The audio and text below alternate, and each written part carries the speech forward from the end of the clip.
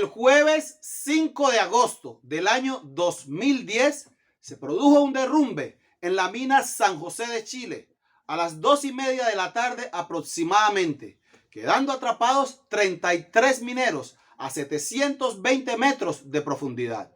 A partir de ese momento, las autoridades crearon una comisión con el propósito de ir a rescatar a estas personas.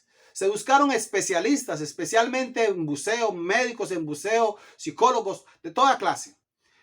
Al cabo de 69 días, da como resultado la liberación de estas personas. Y el mundo entero aplaudió esta gesta, esta hazaña. Gloria a Dios por ello.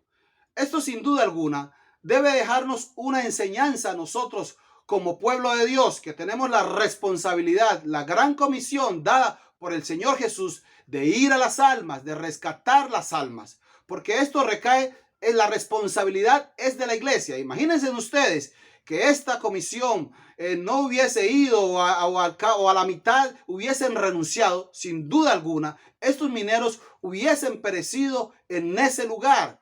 Ellos estaban atrapados, estaban encerrados, no tenían manera de liberarse. Asimismo, las almas, aquellos que no conocen a Jesús, están encerrados, están atrapados por causa del pecado. Y es el evangelio el que tiene el poder de liberarlos. Pero se necesita de hombres y mujeres que vayan con esta gran comisión que el Señor Jesús nos ha dado a liberarlos, a sacarlos de este lugar. El mensaje en esta hora lo he titulado 4 razones para ser misionero. 4 razones para ser misionero. Y la primera razón por la cual como iglesia debemos ser misioneros es porque Dios el Padre es misionero. En el Padre se produjo este gran amor para liberar, para rescatar al hombre. Después de que el hombre pecó, ese fue y ha sido el gran propósito de Dios, que el hombre venga a él, venga a sus pies. Por eso dice en Juan 3:16 que tanto fue lo que Dios amó al mundo, que ha dado a su Hijo unigénito, para que todo aquel que en él cree no se pierda, mas tenga vida eterna. Dio, ese es el amor del Padre, que dio, que entregó a su Hijo con ese propósito de rescatar, de salvar al pecador. Dios es misionero. Y cuando vamos a Primera de Juan, capítulo 4, versículos 9 y 10, dice: en esto se mostró el amor de Dios para con nosotros, en que Dios envió a su Hijo unigénito al mundo para que vivamos por él. Lo envió a dar vida, a dar salvación, a traer las almas a sus pies. En esto consiste el amor, no en que nosotros hayamos amado a Dios, sino que Él nos amó a nosotros y envió a su Hijo en propiciación, en sacrificio lo envió, dice, por nuestros pecados, para que a través del sacrificio de Jesús nuestros pecados quedaran cubiertos. Dios es misionero y se ve en el amor que tenía y que tiene por la humanidad, entregando a su Hijo. Hablando de que Dios es misionero, Pablo dice en Romanos 1, versículos 1 y 2, dice: Pablo, siervo de Jesucristo, llamado a ser apóstol, apartado para el evangelio de Dios que él había prometido antes por sus profetas en las santas escrituras. Y Pablo dice: yo soy un apóstol, soy un enviado, porque eso quiere decir la palabra apóstol, enviado, dice, apartado para el evangelio de Dios. Quiere decir que el evangelio se origina en Dios. Él es quien lo crea, quien lo gesta. El evangelio procede de Dios. Dice que este evangelio, él lo había prometido antes por sus profetas en las santas escrituras. Es decir, en el Antiguo Testamento, lo que escribieron los profetas, Dios había prometido este evangelio, que vendría un Mesías, que vendría un Salvador, un rescatador, no solo del pueblo de Israel, sino de todas las naciones. Y el evangelio es originado en Dios y se da justamente porque Dios quiere salvar, porque Dios quiere rescatar al hombre. Y por eso Dios promete este evangelio y cumple este evangelio al enviar a su Hijo. En 2 Corintios capítulo 5 versículos 19 y 20, Pablo dice que Dios estaba en Cristo reconciliando consigo al mundo, no tomándoles en cuenta a los hombres sus pecados, y nos encargó a nosotros la palabra de la reconciliación. Mire cómo dice, Dios estaba en Cristo reconciliando consigo al mundo a través del evangelio, cuando envió a Jesús, y después de que Jesús vino y muere por este evangelio para dar salvación, encarga, dice Pablo, a nosotros los apóstoles el ministerio de la reconciliación.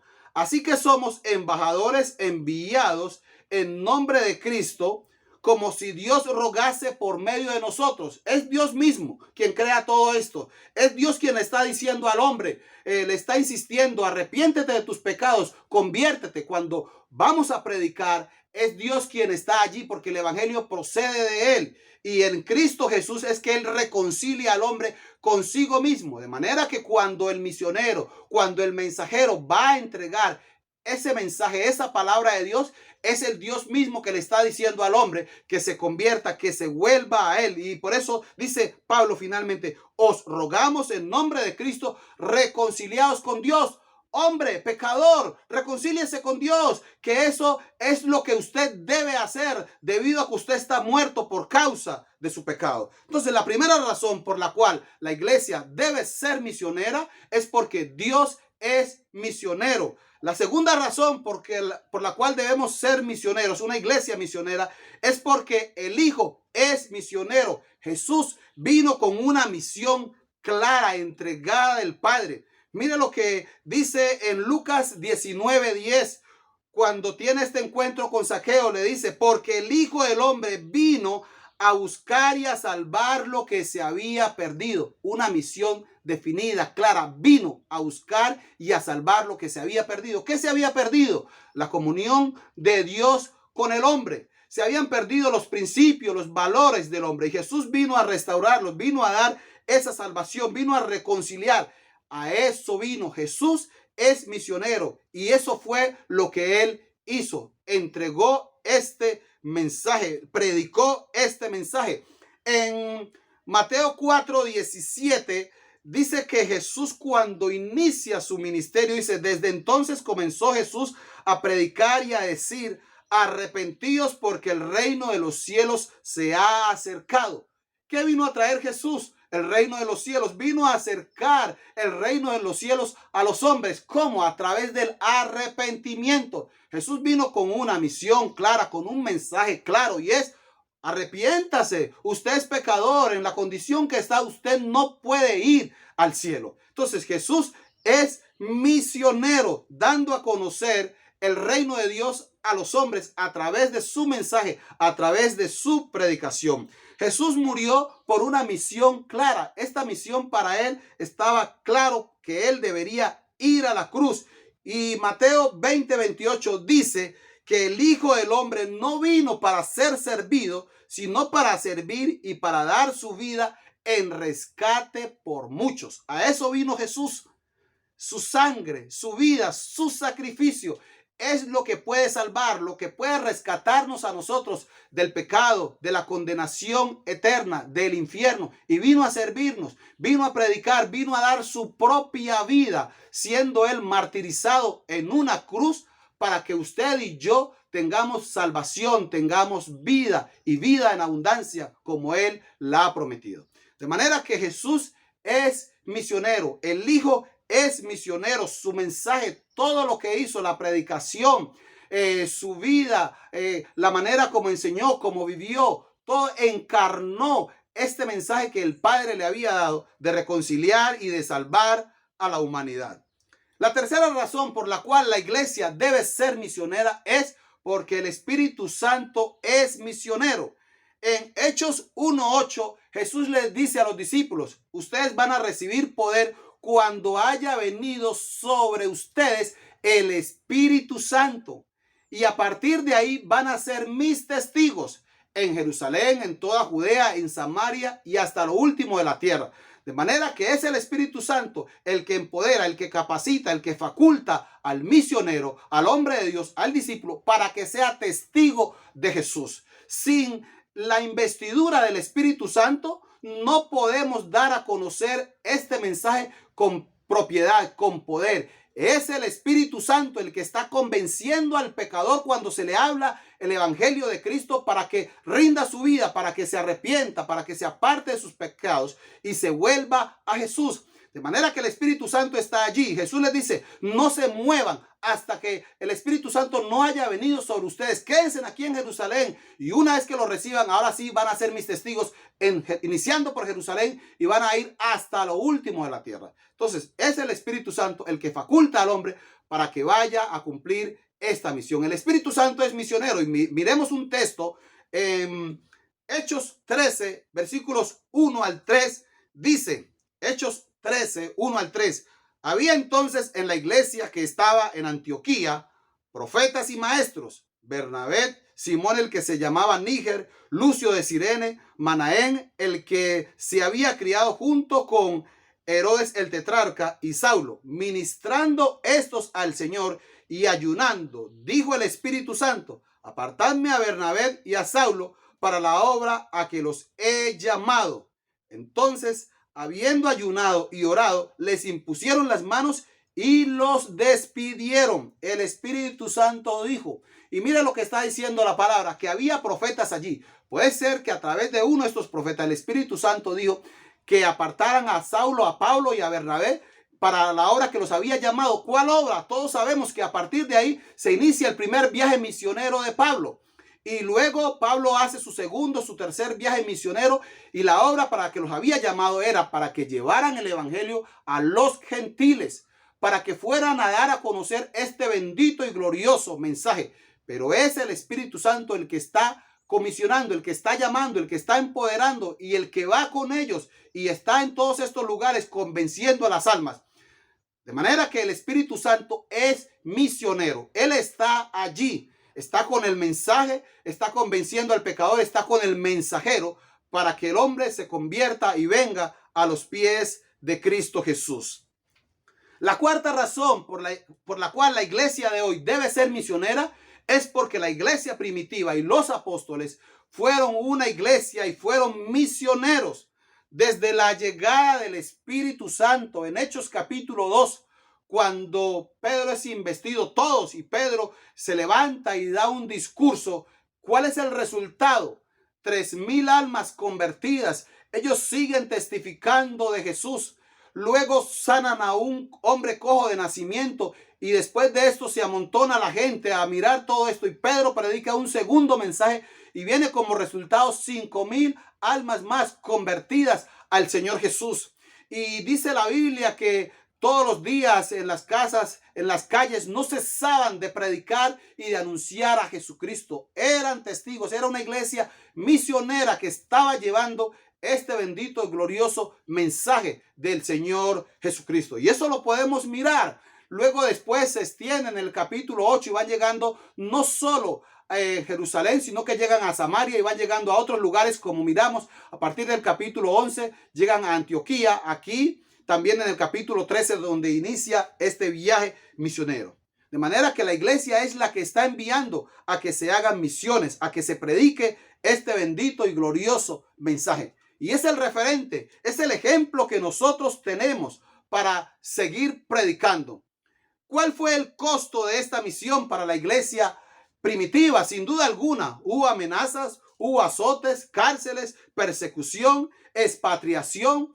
Conocemos de la muerte de Esteban, después de la muerte de Jacobo, por la predicación. Este fue el costo. Vidas torturadas, sacrificadas, encarceladas, pero siempre estuvieron firmes predicando este bendito, glorioso mensaje que el Señor Jesús les había encomendado. ¿Cuál fue la recompensa de cumplir con esta misión? Almas salvadas, iglesias establecidas. Pablo dice en Romanos 15:19 que con potencia de señales y prodigios y en el poder del Espíritu de Dios, él ha predicado este evangelio. Dice que desde Jerusalén y por los alrededores y hasta Ilírico, dice, todo lo he llenado del evangelio de Cristo. Sabemos todo lo que Pablo sufrió, los azotes, apedreado, dejado por muerto, pero a pesar de todo este costo, la gran recompensa de Pablo y que se podía enorgullecer en la cruz de Cristo, en el evangelio de Cristo, es que muchas almas se habían convertido y que a muchos lugares Él había llegado con este evangelio, dando salvación, dando luz, rescatando a estas personas de las tinieblas en las cuales se encontraban ellos. La iglesia de hoy tiene que ser misionera por estas 4 razones que hemos expresado y por muchas más que encontramos en la misma Biblia. El Señor Jesús habló mucho de esto y en primer lugar, Jesús les dice a los discípulos: por tanto, id y haced discípulos a todas las naciones, bautizándolos en el nombre del Padre, del Hijo y del Espíritu Santo. Y este mandato es para todas las generaciones, para todos los tiempos. Está vigente. Y la iglesia de hoy, que somos usted y yo, tenemos esta responsabilidad. Si usted y yo hoy no lo hacemos, no vamos a rescatar esas almas, es nuestra responsabilidad. Si esa comisión que se creó para ir a rescatar a los mineros no iban y no los sacaban de ese lugar, era su responsabilidad. Y hoy tenemos nosotros esta responsabilidad de dar a conocer este bendito y glorioso evangelio. El Señor Jesús, hablando con sus discípulos, dice: a la verdad la mies es mucha y los obreros poco. ¿Y qué es lo que está diciendo el Señor Jesús? Mire, el trigo, el grano ya está listo. Simplemente hay que ir a cosecharlo. Los obreros, son pocos los obreros que van. Pero lo que Jesús está diciendo es: el trabajo duro ya se hizo, de sembrar el trigo, de aporcarlo, de regarlo, de estar allí quitando la maleza. Ya con mi sangre, con mi sacrificio, yo ya hice todo eso. Ustedes lo único que tienen que lo que tienen que hacer es ir a cosechar lo que yo ya he sembrado, lo que yo ya hice con mi sacrificio. Vayan a predicar este bendito evangelio y van a ver que las almas se van a convertir. Vayan a recoger, pero si ustedes no van, se va a marchitar, se va a morir, toda esta producción se va a perder. De manera que tenemos la responsabilidad. Pablo dice en Romanos 10, versículos 13 al 15, porque todo aquel que invocare el nombre del Señor será salvo. Es una promesa de salvación para todo aquel que reconozca su pecado y que invoque, que clame al Señor, será salvo. La gran pregunta que Pablo hace es: ¿cómo pues invocarán a aquel en el cual no han creído? Es decir, alguien que no haya creído en el Señor Jesús no lo va a invocar. Y dice que todo el que lo invoque va a ser salvo. Y Pablo pregunta: ¿cómo lo van a invocar si no han creído en él? Y dice: ¿y cómo creerán en aquel de quien no han oído? No, si no escuchan de él, no van a creer, no lo van a invocar. Es la responsabilidad, sin duda alguna, de la iglesia. ¿Y cómo oirán sin haber quien les predique? Afortunadamente, hay quien les predique hoy. Y la pregunta es: ¿usted está dispuesto para ir a predicar? ¿Y cómo predicarán si no fueren enviados? Como está escrito: cuán hermosos son los pies de los que anuncian la paz, de los que anuncian buenas nuevas. Como cristiano, ¿está usted involucrado en las misiones? Siendo usted un hombre regenerado, un discípulo de Jesús, mi pregunta es: ¿usted está involucrado en las misiones? ¿Ora por las misiones y por las agencias misioneras? ¿Ora por los misioneros? ¿Los ayuda, los apoya económicamente? ¿Lleva usted el evangelio a otros? ¿Está dispuesto a ir a predicar, a irse a algún lugar como misionero, a alguna etnia, alguna comunidad donde no haya sido alcanzado todavía por el evangelio? ¿Qué hace usted por las misiones? ¿Qué está haciendo usted por esta gran comisión que el Señor Jesús nos ha encomendado? Es su responsabilidad y es mi responsabilidad. Vamos a orar en esta hora por las misiones. Padre soberano, eterno Dios, Señor, te damos gracias porque tú eres un Dios de amor. Y ese gran amor se ha visto, ha sido claro, Señor, para nosotros cuando enviaste a Jesús para morir por nuestros pecados. Sabemos que el evangelio viene de ti, que tú eres un Dios misionero, Padre Celestial. Gracias, Señor, porque en ti, Señor, se produjo esto. Tú fuiste el inventor del evangelio, Señor, para que hoy lo tuviéramos. Enviaste a Jesucristo, tu Espíritu Santo está con nosotros, Señor, y ha estado a lo largo de estos casi 2000 años convenciendo a los hombres para que vengan a los pies de Cristo Jesús. Te pedimos que nos bendigas hoy como iglesia y nos motive, Señor, a través de tu Espíritu Santo, Padre, nos inquietes, nos muevas, Señor, a hacer las misiones, a apoyar misiones, Señor. Te pedimos que bendigas hoy a los misioneros, aquellos hombres y mujeres, Señor, que amándote a ti, renunciando al mundo, Señor, a sus placeres, a su comodidad, han decidido, Dios, ir a lugares lejanos con el único propósito de dar a conocer esta bendita y gloriosa palabra, esta buena nueva que Jesucristo nos trajo. Oramos para que les guardes, les protejas, tú les proveas todo cuanto necesiten, Señor, y para que Dios prosperes la obra, la labor que ellos hacen, que haya fruto, que haya resultados, Señor, para tu gloria, para tu honra, y que el mundo, Señor, se esté llenando con esta tu palabra. Oramos, Dios, para que guardes a todos los misioneros, especialmente en estos países, Dios, donde son perseguidos, Corea del Norte, la China y muchos lugares más, Señor amado. Guarda a tus hijos, Señor, y permite, Padre Celestial, que estas almas encerradas, Dios, en el pecado, en su hechicería, en su idolatría, Señor, y en tantas cosas, puedan ver la luz de Cristo Jesús a través de estos hombres, Señor, que tú has enviado a este lugar. Señor, te bendecimos, te exaltamos, Dios. Te damos muchas gracias, Señor. Ayúdanos hoy a ser esa iglesia que lleve el evangelio. Te bendecimos, Padre, y te exaltamos. En el nombre de Jesús. Amén.